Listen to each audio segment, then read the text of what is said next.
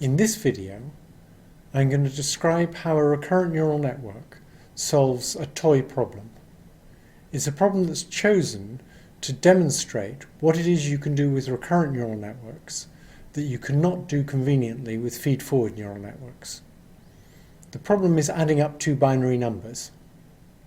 After the recurrent neural network has learned to solve the problem, it's interesting to look at its hidden states and see how they relate to the hidden states in a finite state automaton that's solving the same problem. So consider the problem of adding up two binary numbers. We could train a feed-forward neural network to do that, and the diagram on the right shows a network that gets some inputs and produces some outputs. But there's problems with using a feed-forward neural network.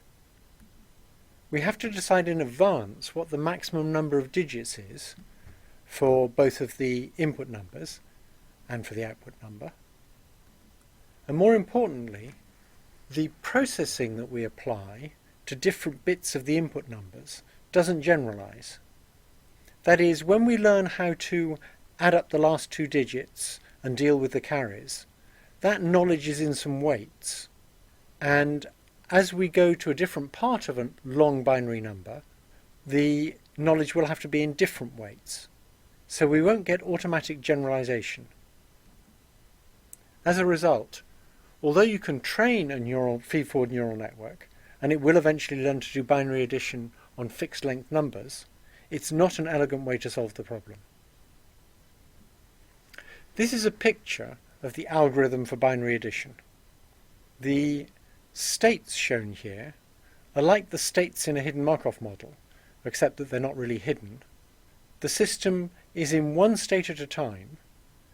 When it enters a state, it performs an action, so it either prints a 1 or prints a 0, and when it's in a state, it gets some input, which is the two numbers in the next column, and that input causes it to go into a new state.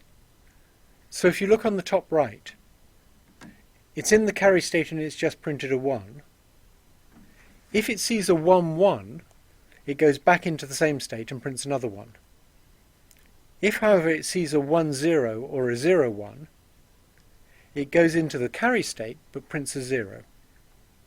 If it sees a 0, 0, it goes into the no carry state and prints a 1, and so on.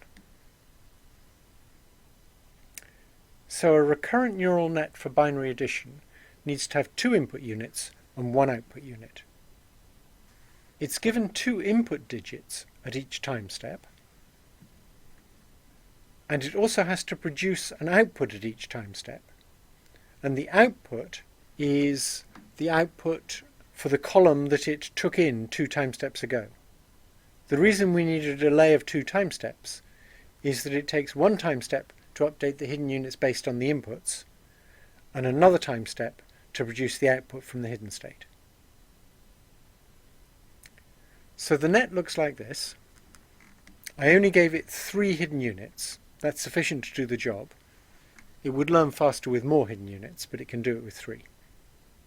The 3 hidden units are fully interconnected, and they have connections in both directions that don't necessarily have the same weight.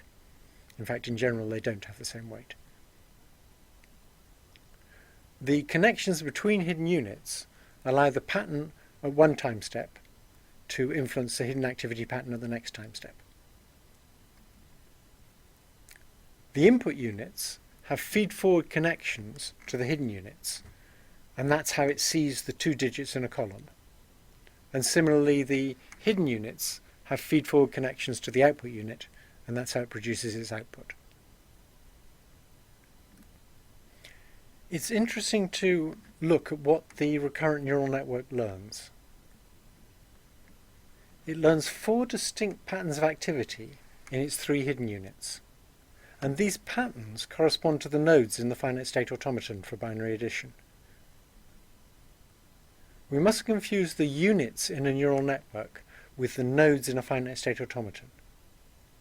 The nodes in the finite state automaton correspond to the activity vectors of the recurrent neural network. the automaton is restricted to being exactly one state at each time. And similarly, the hidden units are restricted to have exactly one activity vector at each time in the recurrent neural network. So a recurrent neural network can emulate a finite state automaton, but it's exponentially more powerful in its representation. With n hidden neurons, it has 2 to the n possible binary activity vectors. Of course, it only has n squared weights, so it can't necessarily make full use of all that representational power.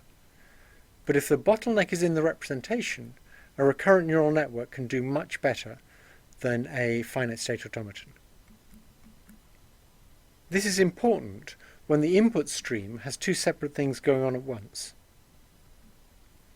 A finite state automaton needs to square its number of states in order to deal with the fact that there's 2 things going on at once.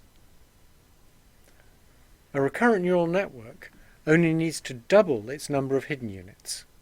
By doubling the number of units, it does, of course, square the number of binary vector states that it has.